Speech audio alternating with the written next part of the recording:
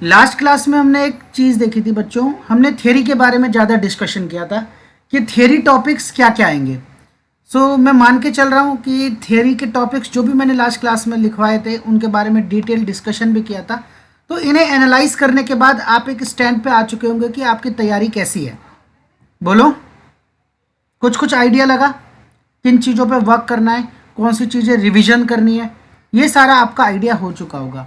आज हम उसी क्लास को आगे लेके चल रहे हैं और आज हम बात करेंगे टूल्स के बारे में कि जो हमारे टूल्स है, टूल्स में क्या पूछा जाता है, कैसे टूल्स को आपको आंसर करना है, कहाँ कहाँ से क्वेश्चन पूछे जाएंगे, कौन से क्वेश्चन पूछे जाएंगे, each and everything we will discuss in detail. तो चलो बच्चों टूल्स में चलते हैं।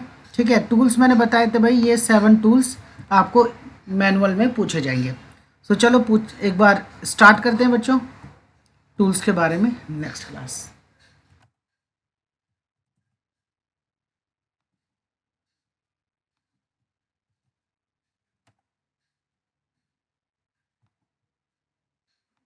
Let me share my screen first.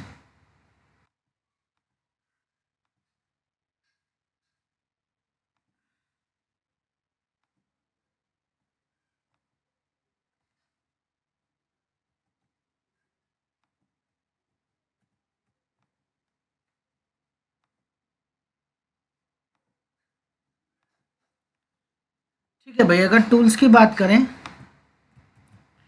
तो ये सारे टूल्स आपको यूजुअली पूछे जाते हैं मैनुअल टेस्टिंग के इंटरव्यूज में।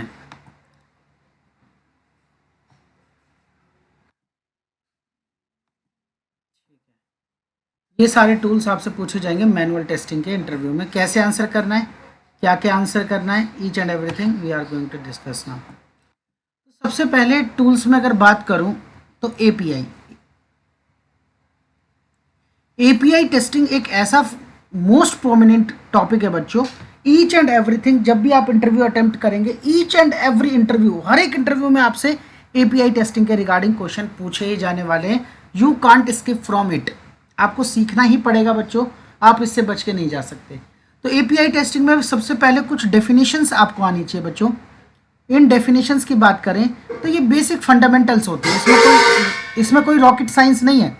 जैसे फॉर एग्जांपल आपसे पूछा जाता है what is API, basic definition होगी आपकी। अच्छा, इसको मैं 1 बाय 1 अलग ही कवर करते हैं बच्चों। सबसे पहले एपीआई से क्या क्वेश्चन पूछा जाएगा। तो एपीआई से अगर मैं क्वेश्चन की बात करूं तो सबसे पहले बेसिक डेफिनेशन,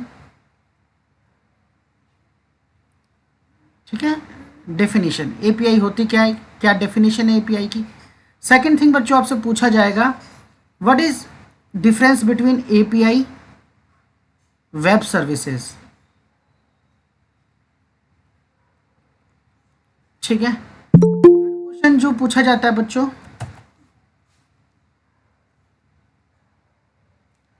थर्ड क्वेश्चन जो बच्चों से पूछा जाता है एपीआई में, वो पूछा जाएगा रेस्ट वर्सेस सोप। आज जितना बता देंगे बच्चों उससे बाहर नहीं आएगा। इसमें रेस्ट और सोप की बेसिक डेफिनेशन और कुछ डिफरेंस, ठीक है, बेसिक डेफिनेशन और एक दो डिफरेंस आप अगर आपको पता है, गुड, वेल इनफ है, इससे ज़्यादा नहीं पढ़ना। ठीक है, फोर्थ भाई, अगर आपको रेस्ट सोप में डिफरेंस पता है, इसके बाद भी पूछा जाएगा। सर थोड़ा सा रिपीट कर दो, मैंने दोबारा से रिपीट कर रहे हैं, बस शुरू ही किया है हमने, अभी इसमें कोई रॉकेट साइंस नहीं है। फिर इसके बाद पूछे जाते हैं बच्चों आपसे common HTTP methods, common HTTP methods. Most commonly हम कौन से एचटीटीपी मेथड यूज करते हैं बच्चों, वी यूज ओनली 5 मेथड्स। ठीक है, कौन से, गेट, पोस्ट, बोलते जाओ अगर किसी को पता है तो, पुट, पैच एंड डिलीट। ये 5 क्वेश्चन बच्चों आपसे 5 एचटीटीपी मेथड्स के बारे में पूछा जाएगा और कई बार इनके बीच में डिफरेंस पूछा जाता है। What is the difference between put and patch, इन दोनों के बीच का डिफरेंस पूछ लिया जाता है। गेट पोस्ट का डिफरेंस पूछ लिया जाता है। ठीक है, ये छोटे छोटे क्वेश्चंस आपसे पूछे जाते हैं और छोटे छोटे आपको इनकी नॉलेज होनी चाहिए। ठीक है, मोस्ट कॉमनली कौन कौन से मेथड आपने यूज़ करे, पोस्ट, पुट, पैच, डिलीट, इन सब का डिफरेंस भी आपको पता होना चाहिए। डिफरेंस भी कई बार पूछ लिया जाता है। इसके बाद अगला क्वेश्चन होता है बच्चों हमारा status codes, HTTP status codes. Status code की बात करें तो भैया हमारी कई सीरीज़ में होता है ना। 1XX सीरीज़ होती है जिसमें आपका 100 हो गया, 101, 2XX सीरीज़ हो गई, ठीक है, 3XX सीरीज़ हो गई, 4XX हो गई आपकी, और एक सीरीज़ होती है 5XX सीरीज़। सबका अपना अपना मतलब है बच्चों। 200 के स्टेटस कोड हमें कब मिलते हैं भाई? जब हम कोई सक्सेस चीज़ें होती है हमारी, कोई डेटा क्रिएट हो जाता है, ठीक है, सक्सेस के केस में। 300 की होती है रीडायरेक्शनल की। 4 की होती है भाई जब आपके क्लाइंट, ठीक है, क्लाइंट एरर। 500 के स्टेटस कोड आपको मिलेंगे जब सर्वर एरर होगी। तो मैं ये नहीं कह रहा बच्चों आपको सारे स्टेटस कोड पढ़ने हैं, सारे स्टेटस कोड याद करने हैं, इतना मैं आपको नहीं कह रहा। ध्यान से समझना क्या क्या आपको पढ़ना है, क्या नहीं पढ़ने से ज़्यादा ज़रूरी है बच्चों क्या पढ़ना है, ठीक है। तो अगर आप सिंपल भी गूगल पे सर्च करेंगे HTTP स्टेटस कोड्स, ठीक है, तो बहुत सारी वेबसाइट है भाई, उन्होंने सारे स्टेटस कोड मेंशन कर रखे हैं, आप उन्हें देखो। इस तरीके से होते हैं बच्चों। तो यहाँ पे आप 1 वाली को स्किप करो, 201, 202, 203, 204, 205 बहुत इनफ है। ऐसी 3 वाली को स्किप कर सकते हो बच्चों, नहीं पूछे जाते। 400 वाला पूछा जाता है तो 400, 401, 402, 403, 404 और 405 यहाँ तक आपको आना चाहिए, ठीक है। ऐसी 500 के केसेस में क्या होना चाहिए? 500, 502, 503, 504 और 505 तक आपको आना चाहिए, ठीक है। तो ये मोस्ट इंपॉर्टेंट सीरीज कौन सी होगी आपकी? 2X series. 200 वाली सीरीज बहुत इंपॉर्टेंट है, 5 स्टार देते हैं। 400 वाली मोस्ट इंपॉर्टेंट है, 5 स्टार दो, और 500 वाली भी 5 स्टार है। तो ये हर एक इंटरव्यू में पूछे जाने वाले बच्चों, ये भी 5 स्टार टॉपिक है। हर इंटरव्यू में आपसे पूछा ही जाएगा HTTP मेथड्स और HTTP स्टेटस कोड्स के बारे में, तो ये आपको पता होना चाहिए। चलो इसके बाद मूव करते हैं बच्चों इसी का पार्ट पोस्टमैन की। तो पोस्टमैन से आपको क्या क्वेश्चन पूछे जाएंगे इसको समझो। तो पोस्टमैन में पूछा जाएगा बच्चों, मोस्ट कॉमन क्वेश्चन पूछा जाता है, व्हाट इज कलेक्शन, ठीक है। कलेक्शन क्या है?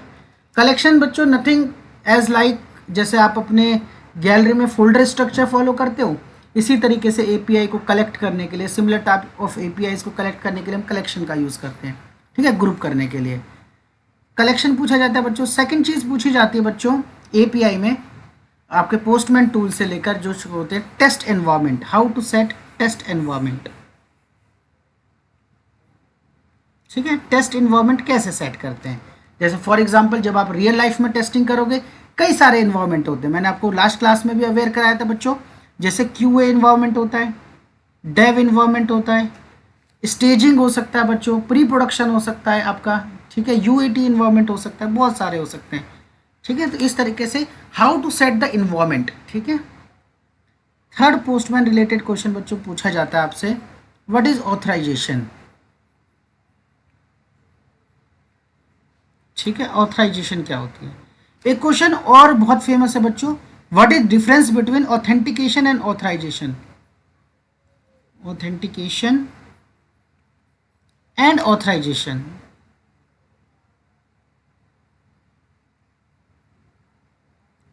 ठीक है। ऑथेंटिकेशन और ऑथराइजेशन में क्या डिफरेंस होता है, ये पूछा जाता है।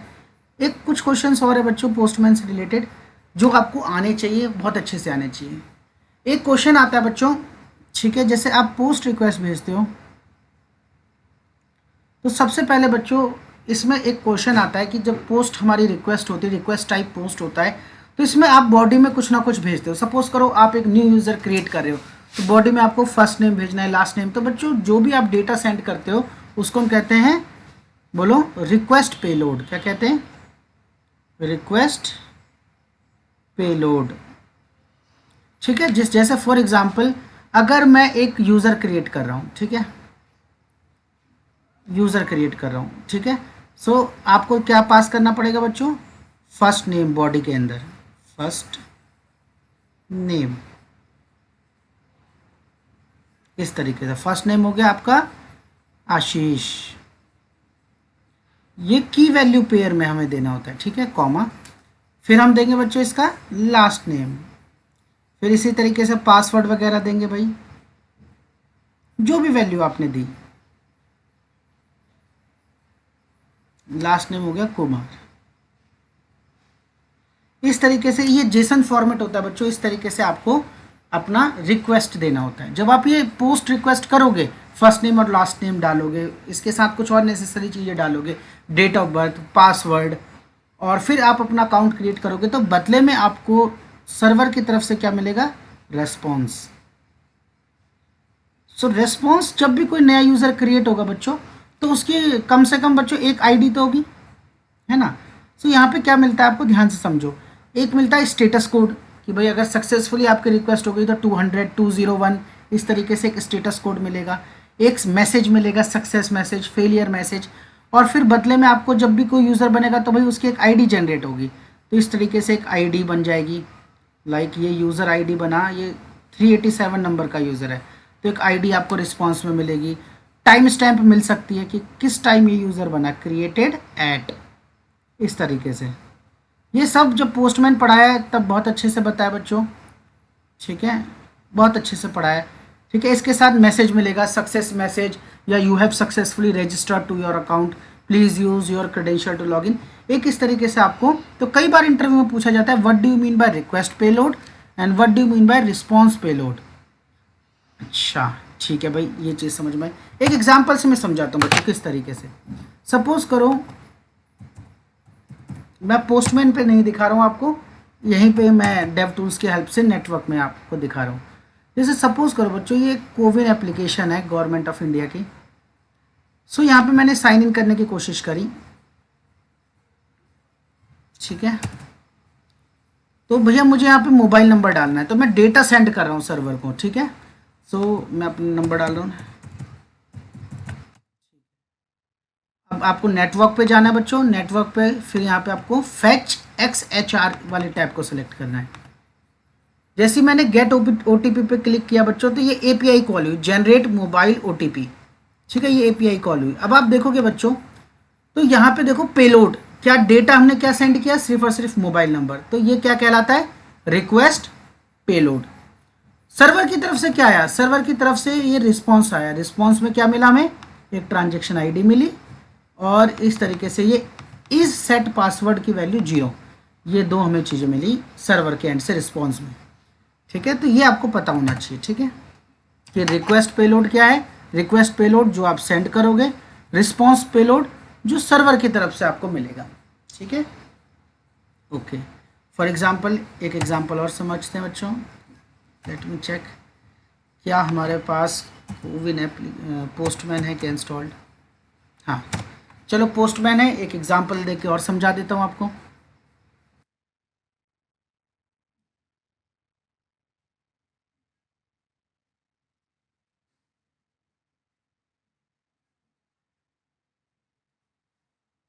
ठीक है, पोस्टमैन लोड हो रहा है, तब तक हम आगे की बात करते हैं, ठीक है। इसके बाद बच्चों एक आता है, आपको पता होना चाहिए हेडर्स का क्या काम है।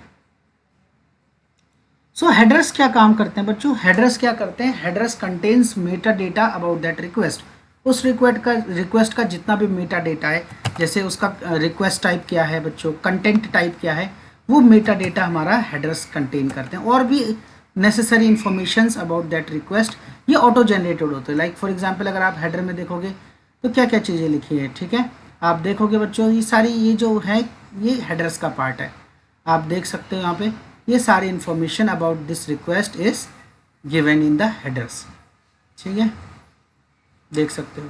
जैसे आपको दिखेगा कंटेंट लेंथ भी दिख रही है, ठीक है, कंटेंट टाइप हमने जेसन में डेटा भेजा है, ठीक है, ये सारी चीज़ें आपको दिखेंगी। तो ये मेटा डेटा है बच्चों रिक्वेस्ट को सेंड करते वक्त, ठीक है, किस तरीके का मेथड है, पोस्ट तरीके का मेथड है। चलो आगे बात करते हैं। तो देखो ये हमारा साइन आउट हो चुका है, एक बार इसको, जब तक ये लॉगिन होता है,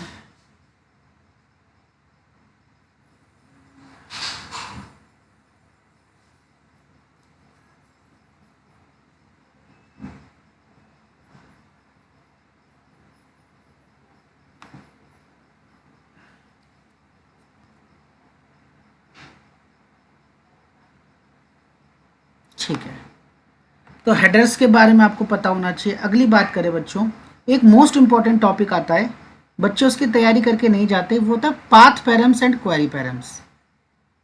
path params, parameters and query parameters.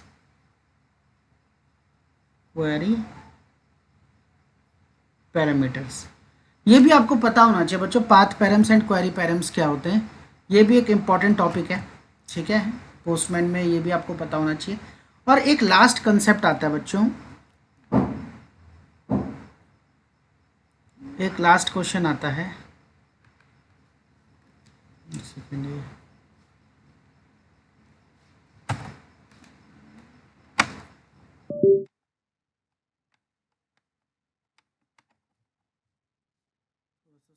बच्चों सिस्टम,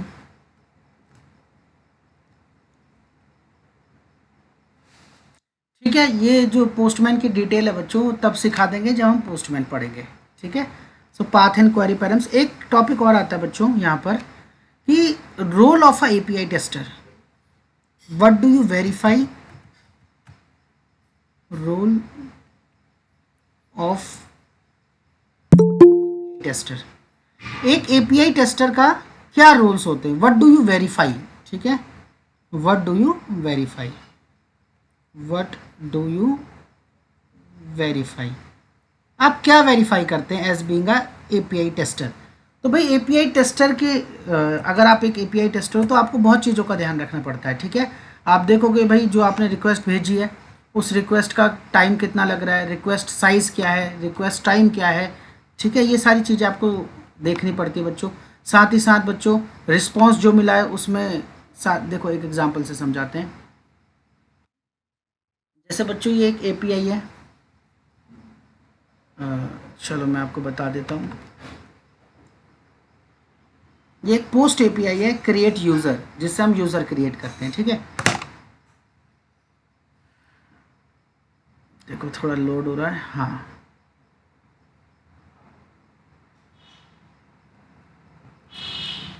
ठीक है।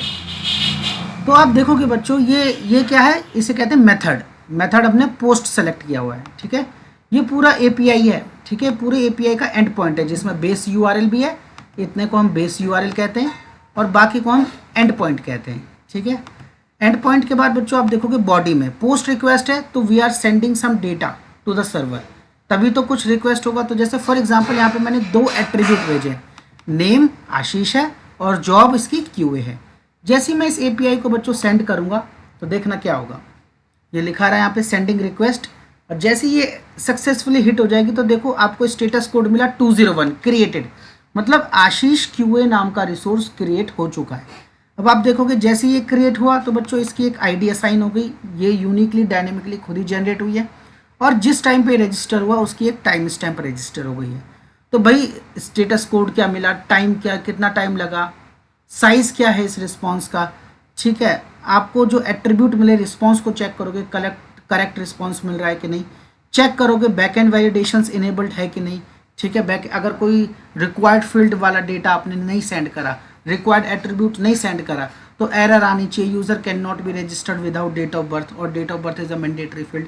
इस तरीके के बैक एंड वैलिडेशंस लगे हैं कि नहीं लगे, सक्सेस मैसेज ठीक से आ रहे हैं कि नहीं, एरर मैसेजेस ठीक से आ रहे हैं कि नहीं, each and everything you have to verify. और एपीआई टेस्टिंग करने का फ़ायदा क्या होता है बच्चों, यूआई टेस्टिंग से एज कंपैरिजन में बहुत फास्ट होती है। एंड वन मोर थिंग, जो एपीआई टेस्टिंग है बच्चों, ये इवन यूआई आपका डेवलप भी ना हुआ हो उससे पहले भी आप स्टार्ट कर सकते हैं, ठीक है। सो 9th पॉइंट बच्चों रोल ऑफ एपीआई टेस्टर। और 9th पॉइंट बच्चों आपका ये होता है कि फॉर एग्जांपल कि आपको एपीआई कैसे रिसीव होती है, तो एपीआई डॉक्यूमेंटेशन के लिए हम फॉलो करते हैं, फॉर एपीआई डॉक्यूमेंटेशन हम यूज़ करते हैं बच्चों एक टूल है स्वैगर। आप इससे एपीआई टेस्टिंग भी कर सकते हो, लेकिन एपीआई डॉक्यूमेंटेशन के लिए यूजुअली स्वैगर यूज़ किया जाता है। एक स्वैगर डॉक्यूमेंट कैसे दिखता है इसका भी मैं आपको एक एग्जांपल दे देता हूं बच्चों।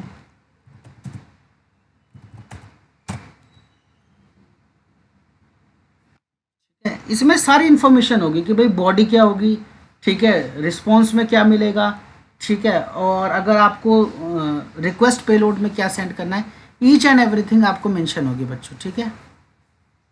तो इस तरीके से बच्चों ये स्वैगर फॉर्म में तो नहीं है, देखते हैं। देखो ये लिखा है स्वैगर, तो यहाँ पे मैं एक स्वैगर डॉक्यूमेंटेशन आपको दिखाऊंगा। तो इस तरीके से बच्चों आपको दिखेगा। तो ये एक स्वैगर डॉक्यूमेंटेशन है। आपको यहाँ पे मेथड्स लिखे होंगे, गेट, पुट, पैच, डिलीट, कौन कौन से मेथड है।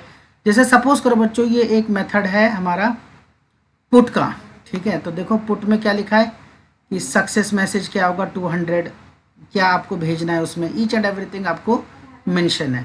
पोस्ट में अगर किसी को लॉगिन करना है तो पोस्ट में क्या क्या आपको, मतलब ज्यादा कुछ करना नहीं है, एज इट इज कॉपी हाँ करके हाँ, वहां पे ये बस कॉपी चेक करके करना है। आपको अपडेट करना है। जैसे लॉगिन करना है बच्चों, तो यूज़र तो नेम, अपडेट कहाँ ईमेल, करेंगे, जीरा पे करेंगे? नहीं नहीं, पोस्टमैन में हिट करोगे ना इसको, रिक्वेस्ट को। तो यूज़र नहीं वो नेम, तो हिट करेंगे सर, लेकिन जहाँ जो भी रिस्पांस कोड उसके अकॉर्डिंग, मतलब इसमें तो मेंशन कर दिया ना कि यही आना चाहिए, कि जो आएगा वो लिख के वहाँ कहाँ अपडेट नहीं करेंगे, इसमें मैं सब पूछ कुछ रहा हूँ। लिखा है, देखो ध्यान से समझो। अगर आप यूज़र नेम सही डाल रहे हो, ईमेल सही डाल रहे हो, पासवर्ड सही डाल रहे हो, ठीक है, तो आपका रिस्पॉन्स क्या मिलेगा 200, मतलब सक्सेस हो गया, लॉगिन सक्सेसफुल हो गया। और जब लॉगिन सक्सेसफुल होगा तो रिस्पॉन्स में आपको मिलेगा एक टोकन। क्या मिलेगा? एक टोकन। लेकिन टोकन। अगर आप गलत चीज़ें डालोगे तो क्या मिलेगा 400, और बदले में क्या मिलेगी लॉगिन एरर, ठीक है, एक एरर मिलेगी। और ये स्ट्रिंग की जगह कुछ एरर लिखा होगा कि user name is wrong, password is wrong. तो इस तरीके से स्वैगर डॉक्यूमेंटेशन आपकी बहुत हेल्प कर लेता है, ठीक है, किसमें, एपीआई टेस्टिंग में। तो अगर आपसे पूछा जाए तो आप एपीआई टेस्टिंग कैसे करते थे, तो आप बोलोगे भाई हमें एपीआई डॉक्यूमेंटेशन मिलती थी स्वैगर में, ठीक है। लास्ट पॉइंट बोलते हैं बच्चों, एक टॉपिक आता है एपीआई चेनिंग, ठीक है। एपीआई चेनिंग का सिंपल मतलब है कि क्या करना होता है बच्चों, ध्यान से समझो। अगर जैसे आपने ये लॉगिन, नहीं पढ़ाया है? हाँ मैं लॉगिन करने की कोशिश कर रहा हूँ बच्चों, मैंने पढ़ाया है, डोंट वरी। मैं लॉगिन करने की कोशिश कर रहा हूँ, तो मैं क्या भेजूंगा, अपना यूज़र नेम एंड पासवर्ड। अगर यूज़र नेम एंड पासवर्ड होगा बच्चों, तो अगर मेरा सक्सेसफुल लॉगिन हो गया, तो सक्सेसफुल लॉगिन होने के बाद मुझे या तो बेयर टोकन मिलेगा, कोई ना कोई एक टाइप ऑफ ऑथराइजेशन मिलेगी, ट्रांजेक्शन आईडी मिलेगी, कोई भी जो भी डेवलपर ने सेट करा है। तो जो बच्चों मुझे टोकन मिला, बेयर टोकन, वो क्या करेगा, नेक्स्ट एपीआई में मुझे एज ए ऑथराइजेशन भेजना पड़ेगा। तो जितनी भी नेक्स्ट एपीआईज होंगी लॉगिन के बाद की, लाइक मुझे प्रोफाइल फोटो अपडेट करनी है, मुझे फर्स्ट नेम अपडेट करना है, तो सब में मुझे ऑथराइजेशन में क्या पास करना पड़ेगा बच्चों, ये टोकन। जैसे फॉर एग्जांपल आपने इस डॉक्यूमेंटेशन में देखा कि अगर आपका लॉगिन हो जाता है तो आपको एक टोकन मिलेगा। इस टोकन के बाद, लॉगिन के बाद जितनी भी एपीआई होगी, आप देखोगे यहाँ पे ऑथराइजेशन में आपको मिलेगा यहाँ पे बच्चों को। पर फिर से, मतलब वहां फिर से से जो आप बता रहे, डायग्राम बना के बता रहे थे, एक बार रिपीट करना फिर मुझे। बताऊंगा, डोंट वरी, पहले पूरी बात तो सुनो मेरी। तो आपको क्या करना पड़ेगा, नेक्स्ट एपीआई में यहाँ पे बेरर टोकन में जाकर उस टोकन को एंटर करना पड़ेगा, तभी जाके वो ऑथराइज कर पाएगा कि भाई ये जो बंदा अपने रिसोर्स को एडिट करने की कोशिश कर रहा है, अपने रिसोर्स को डिलीट करने की कोशिश कर रहा है, क्या ये एक जेन्युइन पर्सन है कि नहीं। So with the help of that token आप उसको आइडेंटिफाई कर पाओगे। सो ये एक लास्ट तो आपको क्या करना पड़ेगा भाई, इसके रेस्पॉन्स में से क्या करना पड़ेगा। एक चीज पूछ रही थी, जैसे अगर हम्म, मतलब 400 एरर आई फिर भी टोकन मिल रहा है, ठीक नहीं है, टोकन नहीं मिलेगा, वो फिर तो टोकन एरर मिल डालेंगे कि जाएगी। जो मतलब जब आप सक्सेसफुल लॉगिन करोगे तभी आपको टोकन मिलेगा, ठीक है।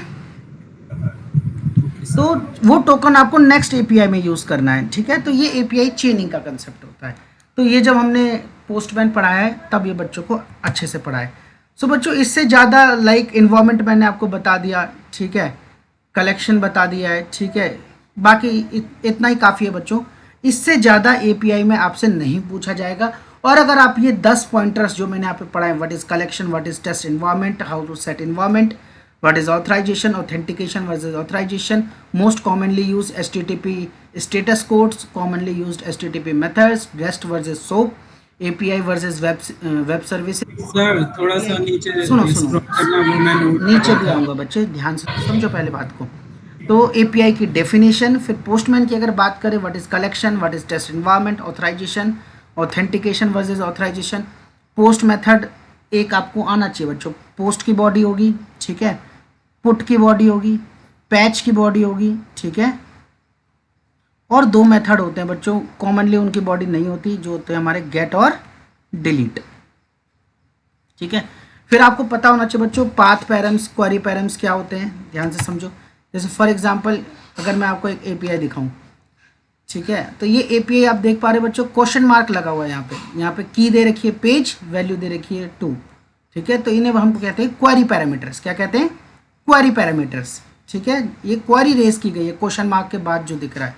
जैसे फॉर एग्जांपल जैसे यूज़र्स है बच्चों, अब यहाँ पे मैं की डालूँ कि ऐसे यूज़र दिखाओ जो पेज नंबर 2 पे है।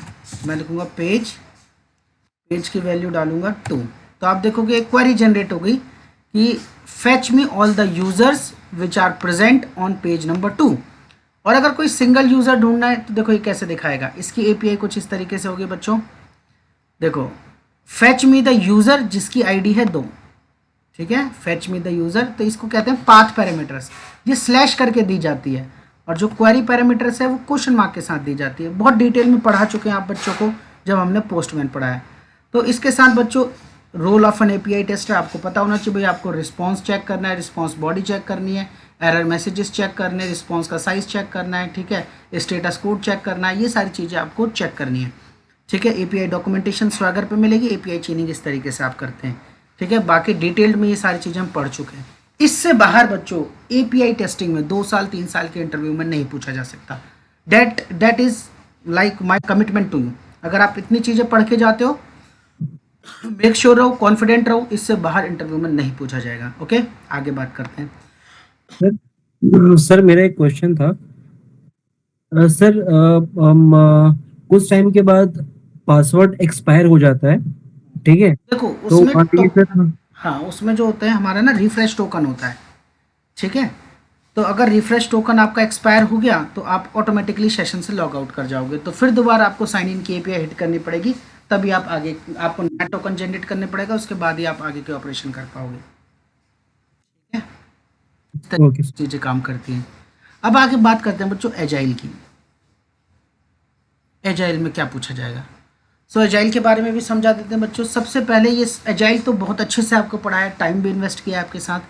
तो एजाइल मतलब अगर सेशन एक्सपायर होने के बाद फिर से मतलब वही प्रोसेस करना हाँ, पड़ेगा, सेम फिर से प्रोसेस जनरेट आपको करना फॉलो पड़ेगा करना फिर। पड़ेगा।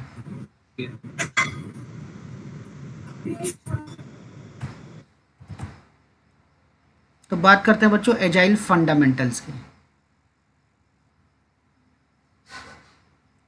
तो एजाइल फंडामेंटल्स में ऐसा नहीं है कि बच्चों जितना डीपली आपको पढ़ाया गया है, वैल्यूज एंड प्रिंसिपल्स बहुत डीपली आपको पढ़ाया गया है, इतना डीपली नहीं पूछा जाएगा। सिंपल सा क्वेश्चन पूछा जाता है कि वाई व्हाट इज एजाइल। ठीक है, सबसे पहला क्वेश्चन होता है basic, what is agile. What is agile, agile क्या है।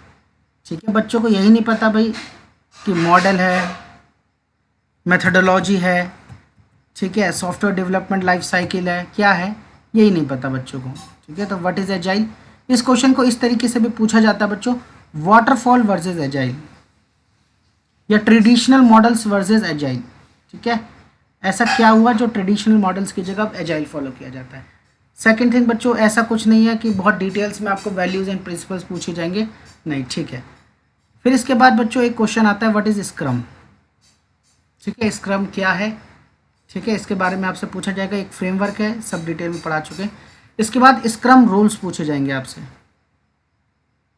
स्क्रम रोल्स, स्क्रम रोल्स में बच्चों 3 रोल्स मैंने आपको बहुत डिटेल में पढ़ाए हैं, बताओ कौन से। Product owner, PO stand for product owner. आपको पता होना चाहिए भाई प्रोडक्ट ओनर क्या है, इसका क्या काम है। सेकंड चीज़ क्या बताइए बच्चों, Dave team, developer team.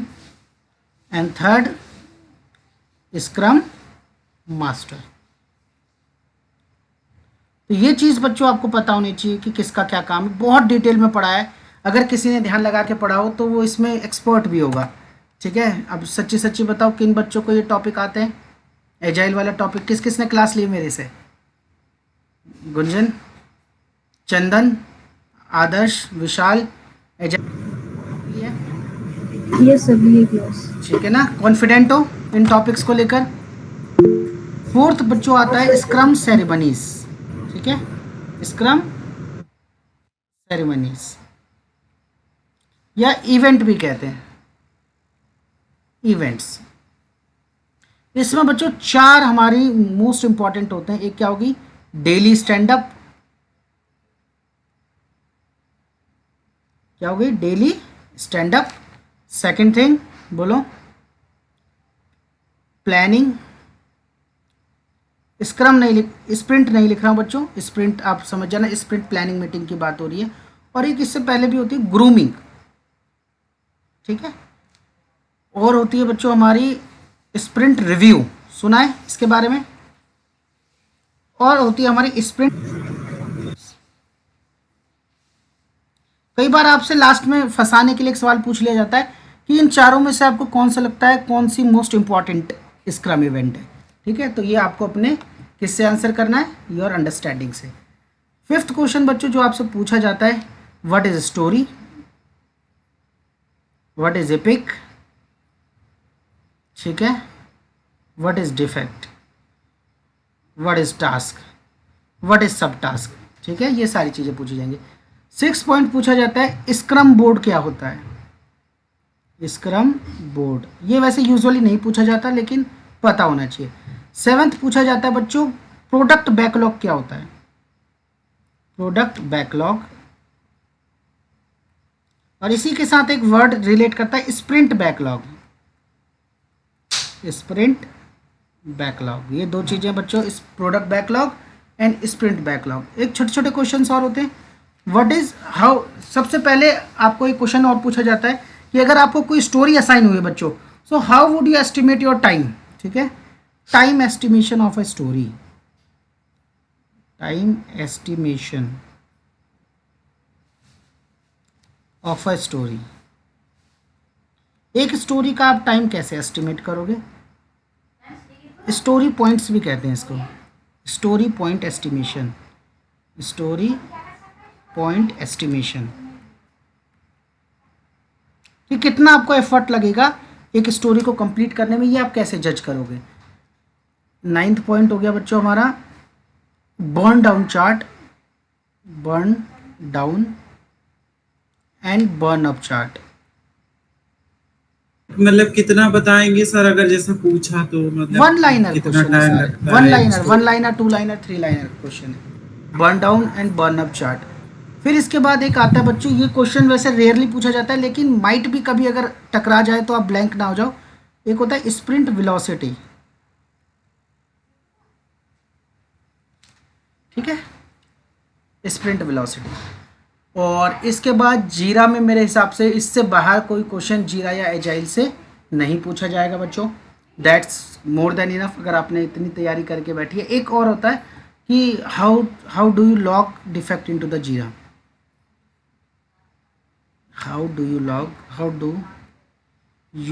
Your defects into Jira, कि आप जीरा में अपने डिफेक्ट्स कैसे लॉग करते हो। तो आपको आता ही है बच्चों बहुत अच्छे से, है ना, पूरा बताओगे। फर्स्ट टाइटल देते हैं, उसके बाद टाइटल के बाद इशू टाइप सेलेक्ट करते हैं कि भाई क्या है, बग है, डिफेक्ट है, टास्क है, एनहांसमेंट है, ठीक है। इस तरीके से इशू टाइप सेलेक्ट करने के बाद भाई डिस्क्रिप्शन देते हो, इन्वायरमेंट देते हो, प्री कंडीशन देते हो, expected, actual, if you have any attachment आप अटैचमेंट लगाते हो। उसके बाद आप उसको असाइनी सेलेक्ट करते हो, किसको असाइन करना है, रिपोर्टर कौन होगा वो सेलेक्ट करते हो। उसके बाद उसकी प्रायोरिटी क्या होगी, हाई प्रायोरिटी होगा, मीडियम होगा, ये सेलेक्ट करते हो। सिवियरिटी सेलेक्ट करते हो, अगर कोई लेबल लगाना है तो लेबल लगाते हो, उसको स्प्रिंट असाइन करते हो, और देन असाइन मतलब कंसर्न डेवलपर को उसको असाइन कर देते हो। तो ये सारा आपका प्रोसेस होता है बच्चों एक बग लॉग करने का। सारी चीज़ों को बड़ी डिटेल में बताएंगे। और अगर आपने इतना एजाइल एंड जीरा में, इससे ज़्यादा बच्चों नहीं पूछा जाएगा, that is more than enough, ठीक है। अगर आपने इतनी चीज़ें तैयार कर दी है तो मान के चलो बच्चों आपसे इंटरव्यूअर कहीं से भी पूछ ले आप आंसर कर दोगे। कोई ऐसा बच्चा है क्लास में जिससे लग रहा है सर जितनी चीज़ें आपने आज लिखी हैं ये तो मेरी तैयार है एजाइल जीरा में, एनीबॉडी? फैजान बताओ।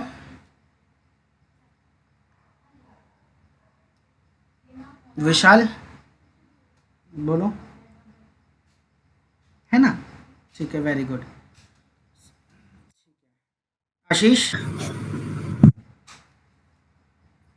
आशीष बोलो।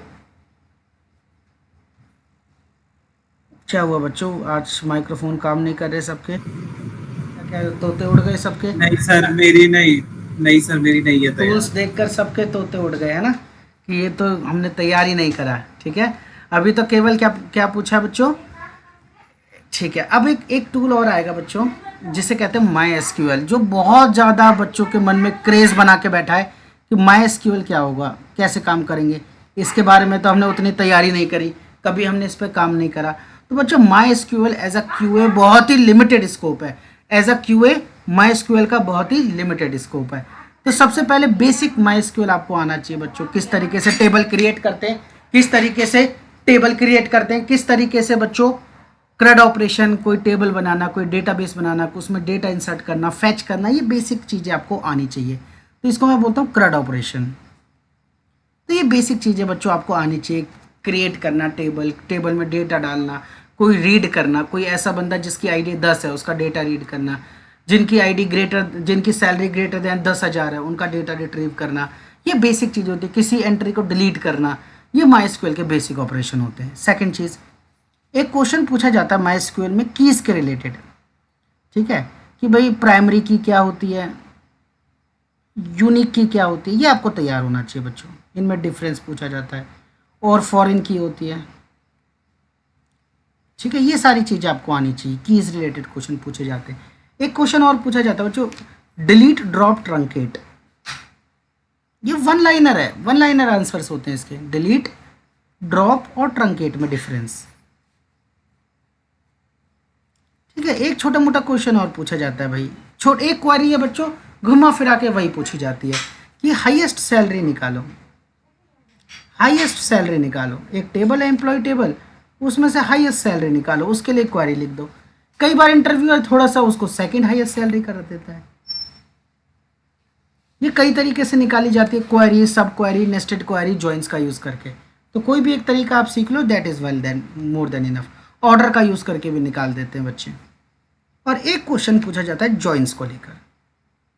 तो केवल अगर ये आप टॉपिक कर लोगे बच्चों MySQL, वैसे 10 में से 9 इंटरव्यूज़ में MySQL का क्वेश्चन नहीं पूछा जाएगा। अगर उनको नीड होगी अपने काम में तब आपसे पूछा जाएगा, और इन क्वेश्चंस के अलावा बच्चों कोई क्वेश्चन नहीं पूछा जाएगा, ठीक है। CRUD ऑपरेशंस हो गए, ठीक है। एक थोड़ा सा एक क्वेश्चन और बता देता हूँ, ग्रुप हैविंग होता है बच्चों, ग्रुप बाय और हैविंग, थोड़ा इससे रिलेटेड एक आध क्वेरी पूछ ली जाती है कई बार। और इसके अलावा बच्चों नहीं पूछा जाएगा कोई भी question, that's more than enough. अगर इतना तैयार कर लिया बच्चों तो MySQL आपको क्लियर है, और इसके बाहर कोई क्वेश्चन नहीं पूछा जाएगा। ये थियरी टॉपिक है बच्चों, ये थियरी टॉपिक है, इसकी गिनती की क्वेरी है।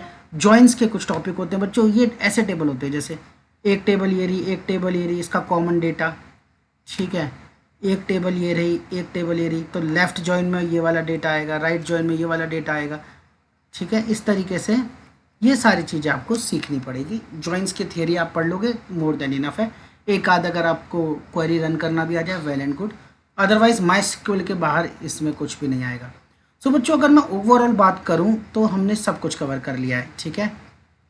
API फंडामेंटल हमने कवर कर लिया, पोस्टमैन कवर कर लिया, एजाइल कर लिया, स्क्रम कर लिया, जीरा कर लिया, MySQL कर लिया। गिटहब में बस आपको बग लॉक करना आना चाहिए, बग लॉक करना आना चाहिए बच्चों गिट में, ठीक है।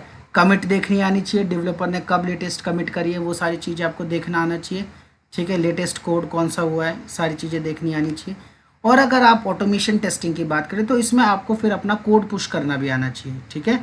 But as per the QA आपको बग लॉक करना आता है। और अगर थोड़ी गिट की बेसिक नॉलेज है कि भाई रिपोजिटरी कहाँ से देखनी है, प्रोजेक्ट कहाँ से देखने, कहाँ से नेविगेट करना है, कहाँ से देखना है कि डेवलपर ने लेटेस्ट कमिट करी है कि नहीं, उस कमिट में कमेंट क्या ऐड किया है, ईच एंड एवरीथिंग अगर आप देख पा रहे हो, कैसे इशूज़ को टैग करना है, दैट्स बेसिक इनफ, जो मैं आपको बता चुका हूँ।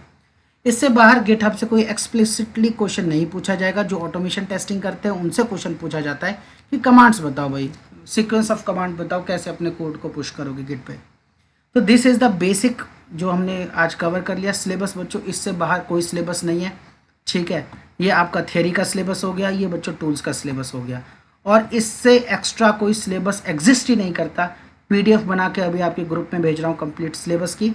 और मेक श्योर करना बच्चों, जो भी टॉपिक, अगर एक आध दो टॉपिक आपका छूट गया तो you can prepare it by your self instead of waiting for the next batch, और साथ के साथ उसको तैयार करते जाओ। कोई डाउट हो तो मुझसे साइड बाय साइड पूछते जाओ। और इसी के साथ बच्चों सिलेबस कंप्लीट हो गया। कल चलेंगे आपके मॉक इंटरव्यू लेंगे कल आपका, ठीक है, और मॉक इंटरव्यू में देखेंगे किसकी कैसी तैयारी है, और उसके अगले दिन हम बताएंगे बच्चों, कल पहले एक बार इंटरव्यू की बता देंगे प्रिपरेशन, फर्स्ट राउंड कैसे होगा, सेकंड राउंड कैसे होगा, थर्ड राउंड कैसे होगा, सैलरी डिस्कशन कैसे करना है, ईच एंड एवरीथिंग वो कल आपको बता देंगे। और उसके बाद बच्चों अगले दिन हम क्या करेंगे, अगले दिन मॉक इंटरव्यू ले लेंगे, और उसके अगले दिन हम क्या करेंगे, हाउ टू अप्लाई वाला टॉपिक कवर करेंगे, ठीक है बच्चों, क्लियर। तो सिलेबस सबकी क्लियरिटी हो चुकी है, सिलेबस क्या है total end to end, tell me guys, manual testing का। और अगर आपने ये कंप्लीट सिलेबस जो मैंने इस स्क्रीन पे लिखा है बच्चों, 4 लाख से 6 लाख 7 लाख 8 लाख का पैकेज आराम से आपका लग सकता है। इससे बाहर 3 साल तक के एक्सपीरियंस में नहीं पूछा जा सकता, जो मैंने यहाँ पे क्लास में आपको पिछली 2 क्लासेस में लिखवा दिया। Make sure be confident during the interview, और हर एक इंटरव्यू क्रैक हो जाएगा, ठीक है बच्चों। सो आज की क्लास में बच्चों इतना ही रखते हैं, ठीक है। Thank you very much for your precious time.